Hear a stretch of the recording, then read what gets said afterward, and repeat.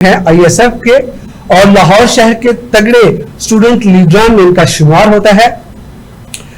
आज इनसे हम जानेंगे कि पीटीआई का अभी जो करंट कंडीशन चल रही है वो बल्दियाती इलेक्शन के हवाले से, तो इनमें टिकट्स के हवाले से काफी देर पहले इशू बना रहा कि किनको टिकट्स दिए जाएंगे, किनको नहीं दिए जाएंगे। उनके मुतालिक आप साहब से जानेंगे कि ये चूंकि स्टूडेंट फेडरेशन है आईएसएफ के और इस पीटीआई के डिप्टी कन्वीनर भी हैं, उस हवाले से इनको क्या इसके बारे में मालूमात है ये जरूर इनसे जाने के, टिकट्स के बारे से भी। और दूसरा ये है कि पीटीआई वर्कर्स को भी ये भी इशू रहा कि पीटीआई वर्कर्स जो है अपनी टीम अपनी जमात में से भी टिकट्स नहीं ले पाए, उसकी क्या वजह होगी? जी आप सब बताइएगा प्लीज। बिस्मिल्लाहिर्रहमानिर्रहीम। सबसे पहले तो शफीक साहब मैं आपका और आपके चैनल का शुक्रिया अदा करता हूँ कि आपने मुझे अपने प्रोग्राम में इनवाइट किया। कैंटोनमेंट बोर्ड्स के इलेक्शंस के हवाले से और टिकट्स के हवाले से दो तीन चीज़ें बहुत ज़्यादा ज़रूरी हैं जो मैं आपके चैनल के तवस्सुत से व्यूअर्स को बताना चाहता हूँ कि बेसिकली पीटीआई वो जमात है कि इसने बाकायदा एक जमहूरी तरीक़ेकार से अपने वर्कर्स को बोला कि आप आए, टिकट अप्लाई करें, इंटरव्यूज कंडक्ट होंगे, आपको उसके फिर जो है वो मेरिट के हिसाब से आपको टिकट्स दिए जाएंगे। ये आपसे मैं इस बात के लिए आपसे एग्री नहीं करूंगा, क्योंकि ये सिर्फ डॉक्यूमेंटेशन के हद तक ये मामला होते हैं कि डॉक्यूमेंटेशन में ऐसा हो गया, पेपर्स में आ गया है, लेकिन उस पे इम्प्लीमेंट कभी भी आज 3 साल गुजर चुके हैं, किसी बात पे भी इम्प्लीमेंट नहीं हुआ।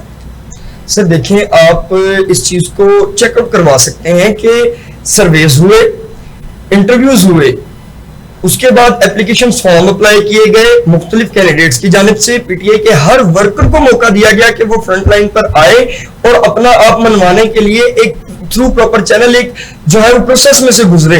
लेकिन हमारी पार्टी की आदत आप देख सकते हैं कि हमारे जितने भी 2 कैंटोनमेंट बोर्ड लाहौर में बनते हैं, वाटन कैंटोनमेंट बोर्ड और लाहौर कैंटोनमेंट बोर्ड, आप उसमें देख सकते हैं कि दोनों टाउन्स के प्रेसिडेंट्स, जनरल सेक्रेटरी, कैंडिडेट्स और देन फिर हमारी पार्टी का एक पार्लिमानी बोर्ड जो इस्लामाबाद से भेजा गया था हमारे चीफ ऑर्गेनाइजर सैफुल्लाह खान नियाजी साहब की जानिब से, उन्होंने वो इंटरव्यूज कंडक्ट किए। तो कोई भी शख्स इस चीज का दावा नहीं कर सकता कि पीटीआई कैंटोनमेंट बोर्ड के इलेक्शन में कोई लॉबी सिस्टम चला या कोई सिफारिशें। मैं बताऊं उसमें ये पीटीआई का वतीरा रहा है कि ये सिर्फ दिखाने के लिए अपनी ही टीम में से 2 बंदे उसको किक कर देते हैं, बाहर निकाल देते हैं और फिर अपनी ही मनमानी के जो बंदे वो आगे उनको लाके उनको जरूर नवाजा जाता है। ये इनका वतीरा, यही 3 साल में यही कुछ करते हैं। सर अगर इसी किस्म का आप बात कर रहे हैं ना, अगर मैं आपकी बात से सपोजिबली एग्री कर भी जाऊं तो आप देखें बातें जब भी होती हैं शफीक साहब, उनके ट्रैक रिकॉर्ड देखे जाते हैं, लोगों के, पार्टियों के, ग्रुप्स के।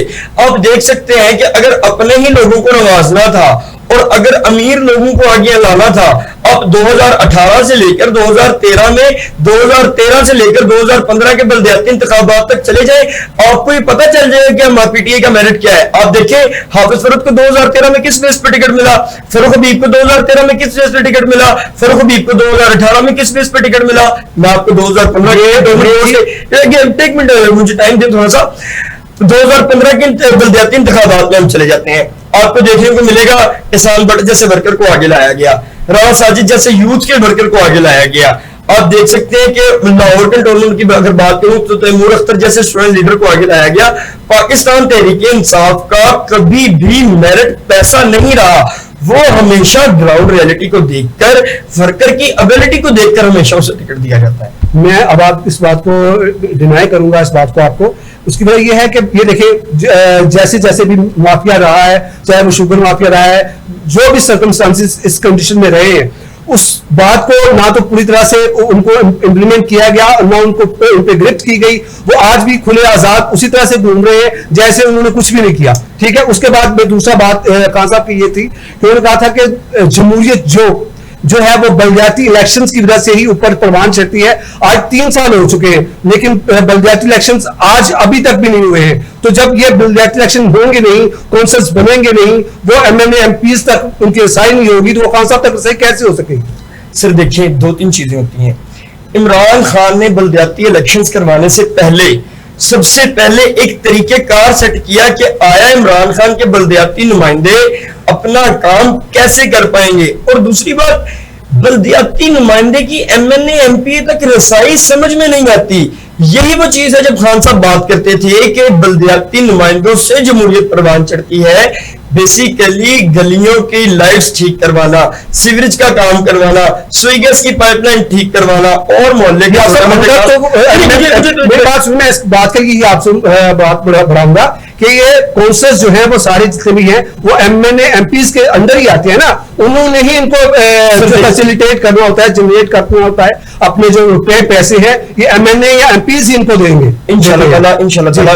कैंटोनमेंट बोर्ड के इंतखाबात 12 सितंबर को होने जा रहे हैं। उसके बाद नवंबर में इंशाल्लाह ताला आपको सिटी काउंसिल की जो यूनियन काउंसिल्स होती हैं उसमें भी आपको बल्दियाती इंतखाबात होते नजर आएंगे। और शफीक साहब इंशाल्लाह ताला आप टाइम के साथ साथ ये चीज देखेंगे कि ये जो फंड्स गलियों मोहल्लों के सड़कों के आते हैं एमएनएस एमपीएस के पास, ये डायरेक्टली बल्दियाती नुमाइंदों के पास आएंगे। नहीं, ये तो असली वाली बात होती है।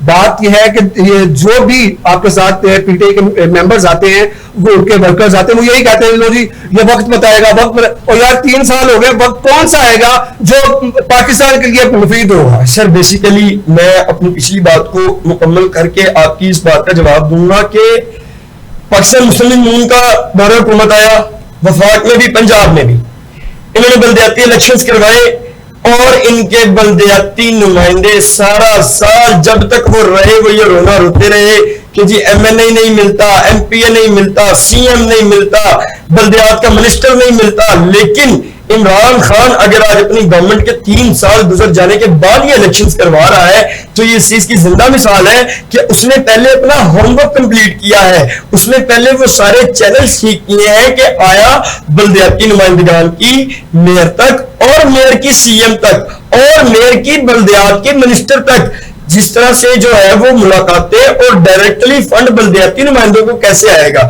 इस तरीके कार से इमरान खान ने 3 साल बाद इलेक्शंस करवाए। सेकेंडली आपने कहा कि पीटीआई का जो भी नुमाइंदा आता है वो यहां पर आके बात करता है कि जी वक्त आएगा, वक्त बताएगा। शफीक साहब बेसिकली पाकिस्तान एक ऐसी गाड़ी है जो पिछले 42 साल से नखट्टू मैकेनिकों के हाथ में है। जो आया उसने उस गाड़ी में से एक चीज निकाली और अपने घर को गया, जो आया उसने उस गाड़ी में से एक चीज निकाली और अपने घर को गया। आप ये देखिए आज क्या हो रहा है ये भी बता दें सर, आज जो हो रहा है वो आपके सामने हो रहा है। मैं बता मैं आपकी बात ही मैं आपसे जरूर शेयर करता हूँ, वो उसके लिए भी 480 अरब रुपए जो नैब ने कहा कि रिकवरी होने थे, ठीक है, इसने रिकवर करने थे।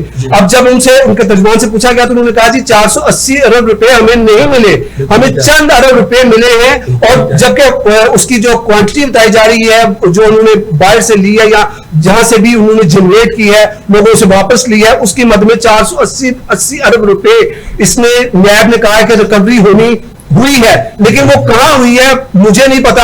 उन्होंने कहा जी नैब ने कहा कि सिर्फ चंद अरब रुपए जो हैं वो मिले, वो बाकी पैसे कहां गए, कौन ले गया और कहां जो आए भी हैं नैब जिनको तस्लीम भी करता है वो कहां लगे ये भी बताएगा। बिल्कुल ठीक है शफीक साहब, देखें नैब एक आजाद इदारा है, नैब किसी प्रेशर में नहीं आता, नैब अपना एक खुद मुख्तार सिस्टम लेकर चल रहा है। उस पे पाकिस्तान के बहुत सारे अवाम ऐसे हैं जो नैब पे एतमाद करते हैं, ठीक है। चले एक बात मान लेते हैं कि 480 अरब रुपए नहीं आए, चंद अरब रुपए रिकवर कर लिए गए, तो वो एक बड़ी मशहूर मरूफ उर्दू की मिसाल है कि भागते चोर की लंगोटी सही, तो कहां गए, ठीक है। सर अगर नैब के तर्जुमान ने ये बात की कि जी कुछ अरब रुपए, जैसे मेरे भाई आप कह रहे हैं कि कुछ अरब रुपए आ गए हैं, तो इंशाल्लाह ताला आने वाले चंद दिनों महीनों में आप देखेंगे कि वो जितने भी पैसे रिकवर किए गए हैं वो पाकिस्तान की अवाम पे लग रहे हैं। सर इमरान खान वो वजीर आजम नहीं है जो हेलीकॉप्टर पे पायों का नाश्ता मंगाएगा, इमरान खान वो वजीर आजम नहीं है जो चलाएगा, ऐसा नहीं है। आज भी ये लग्जरी लाइफ खान साहब भी जिंदगी गुजार रहे, उसी तरह से आज वो भी प्लेन्स को हेलीकॉप्टर्स को वही उसी तरह यूज कर रहे हैं जैसे नवाज शरीफ वगैरह वो यूज करते थे, उन्हीं की तरह ये भी आज उसी बात पे इंप्लीमेंट कर रहे हैं। उसी तरह हेलीकॉप्टर्स यूज हो रहे हैं, उसी तरह प्रोटोकॉल हो रहा है, सारा सिनेरियो वही है। सर देखिए वजीर आजम, मुल्क का जो वजीर आजम होता है ना, खासतौर पर हमारे बड़े सगीर में एशिया के खित्ते में, ठीक है, हमारा क्योंकि पॉलिटिकल सिस्टम कुछ ऐसा है कि उसकी जान को काफी सारे खतरात में लायक होते हैं। अच्छा चलो, सेकेंडली की बात आ गई, खतरात आप जब पहले थी तो अब उनको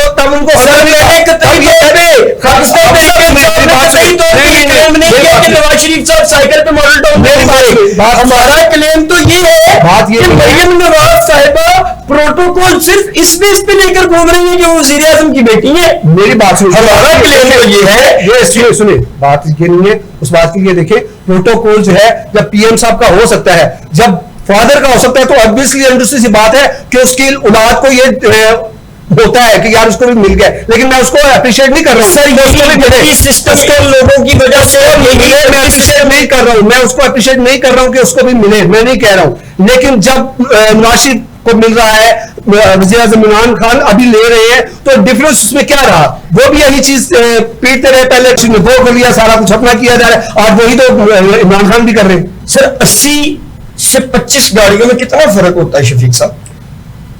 सर जी नहीं, मेरा एक सवाल है, 80 से 25 गाड़ियों में कितना फर्क होता है? सोशल मीडिया का दौर है, ठीक है, वीडियोस जगह जगह पे पड़ी हुई है।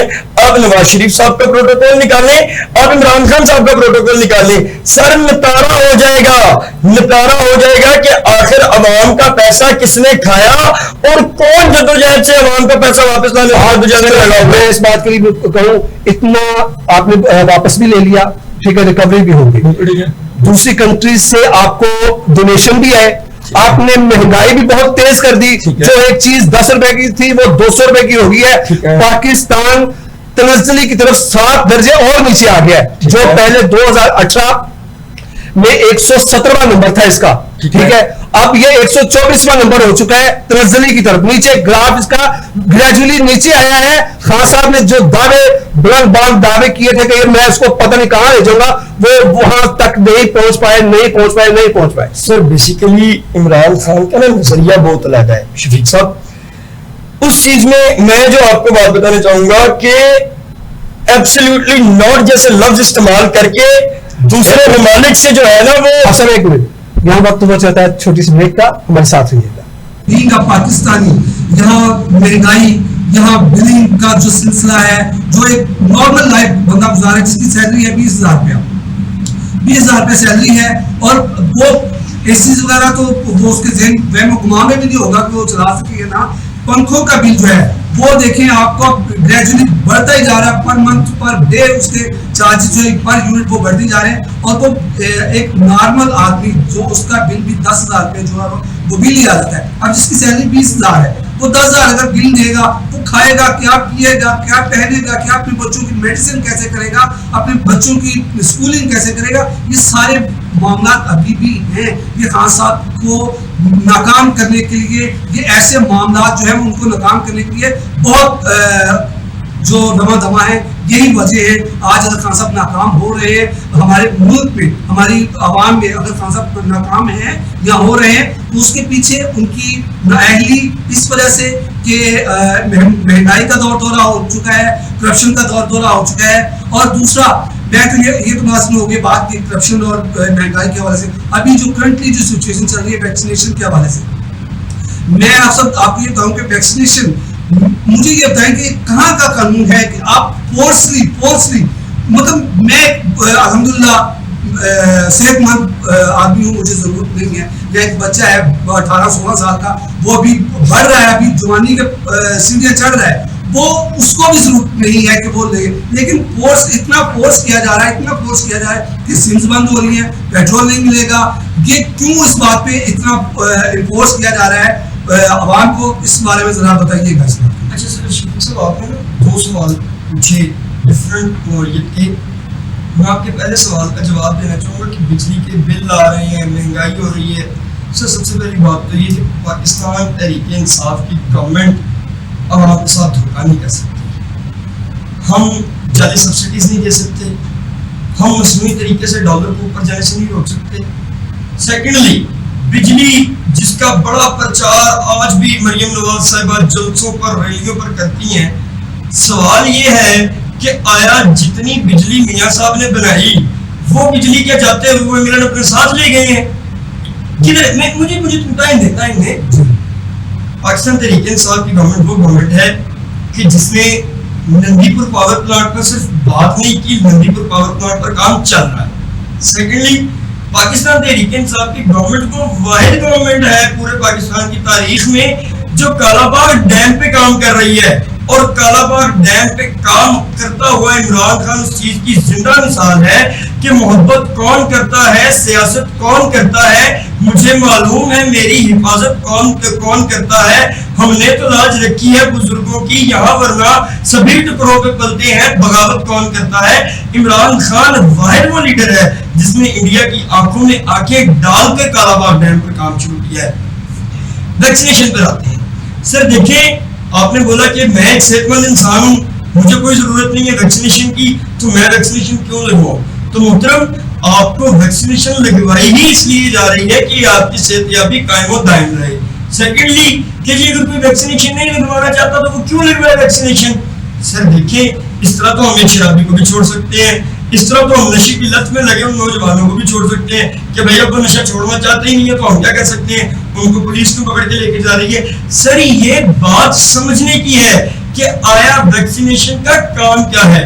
वैक्सीनेशन आपको, आप या तो साबित करें कि वैक्सीनेशन अमेरिका जो है वो पाकिस्तान के पैसा लगे, कौन का पैसा लगा। देखिए हाफिज साहब, मैं इसी बात को आगे देता हूँ कि देखिए, चले वैक्सीनेशन करवा लेते हैं जी, तो क्या प्रूफ है कि वैक्सीनेशन करवाने के बाद कोरोना नहीं होगा, बंदा बीमार नहीं होगा? मैंने ऐसे बहुत से केसेस देखे भी हैं, सुने भी हैं सर के आफ्टर वैक्सीनेशन लोग मरे भी हैं, बीमार भी हैं। बेसिकली इशू ये है कि बीमारी कोई भी हो वो सिर्फ मंजानिब अल्लाह होती है और गारंटी कोई इंसान नहीं ले सकता। लेकिन ये छटाक भड़का दिमाग जो अल्लाह ताला ने हमारे दिमाग सर में डाला है, जिसकी वजह से हम अशरफुल मखलूकात हैं, उस वजह से हमें चाहिए कि हम अपने पास इक़दाम पूरे रखें। मैं इस चीज की गारंटी कतई तौर पर नहीं लेता, या इमरान खान ने वैक्सीनेशन लगवाने के बाद इस चीज की गारंटी बिल्कुल भी नहीं ली थी। डॉक्टर यास्मीन राशिद ने सबसे पहले वैक्सीनेशन लगवाने के बाद इस चीज की गारंटी बिल्कुल भी नहीं ली थी कि आपको कोरोना नहीं होगा। लेकिन अपने हिफाजती इक़दाम बहैसियत मुसलमान कुरान और हदीस पर अमल करते हुए भी अगर हम देखें तो जरूरी है कि हम अपने हिफाजती इक़दाम पूरे रखें। मैं इसी बात पर, आपने जो बात की मुस्लिम लीग में मुस्लिम, तो मुस्लिम होने के नाते अल्लाह करीम ने यहाँ पर इतना फजल किया है, अल्हम्दुलिल्लाह सुम्मा अल्हम्दुलिल्लाह। अगर हम अच्छे मुसलमान बन जाए, सच्चे मुसलमान बन जाए, आई एम श्योर, मैं पूरा ऑन द रिकॉर्ड ये बात कर रहा हूँ कि ऑन द रिकॉर्ड ये बात हो रही है कि अगर हम मुसलमान होने का पूरा उसको उस पर अमल करें, इम्प्लीमेंट करें अपने ऊपर, तो कभी भी इन जैसी बीमारियां हमारा कुछ नहीं बिगाड़ सकती। मैं आपकी छोटे हमारे प्यारे नबी हज़रत सल्लल्लाहु अलैहि वसल्लम और हमारे बड़े प्यारे सहाबी से रवायत है हज़रत अबू हुरैरा रज़ियल्लाहु तआला अन्हु से कि आप सल्लल्लाहु अलैहि वसल्लम अपनी ऊँटनी से उतरे और उन्होंने अपनी ऊँटनी को एक जो है वो जगह से बांध दिया। तो हज़रत अबू हुरैरा रज़ियल्लाहु तआला अन्हु ने फरमाया कि या रसूल अल्लाह, हमारी चीजों की हिफाजत तो अल्लाह करेगा।